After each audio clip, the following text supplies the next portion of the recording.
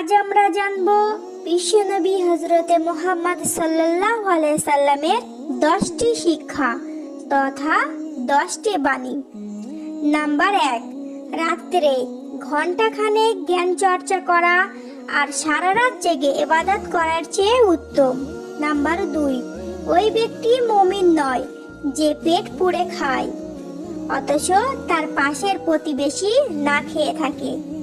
Number 3, প্রতিটি শোনা কথা যাচাই না করে বলে বেড়ানোটাই মিথ্যাবাদী হওয়ার জন্য যথেষ্ট। নাম্বার 4, কোনো গীবতকারী বা নিন্দুক জান্নাতে প্রবেশ করবে না। নাম্বার 5, তোমাদের মধ্যে সে ব্যক্তি সবচেয়ে উত্তম যে তার স্ত্রীর কাছে উত্তম। নাম্বার 6, যে মানুষের প্রতি দয়া করে না আল্লাহ তার প্রতি দয়া করেন না। নাম্বার 7, তোমাদের মধ্যে ততক্ষণ কেউ ঈমানদার হতে পারবে না যতক্ষণ না সে নিজের জন্য যা পছন্দ করে তার ভাইয়ের জন্যও তাই পছন্দ করে।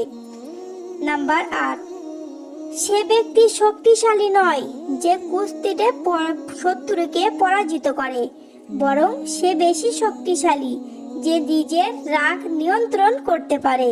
নাম্বার 9, যার অন্তরে সরিষা পরিমাণ অহংকার রয়েছে সে জান্নাতে প্রবেশ করতে পারবে না।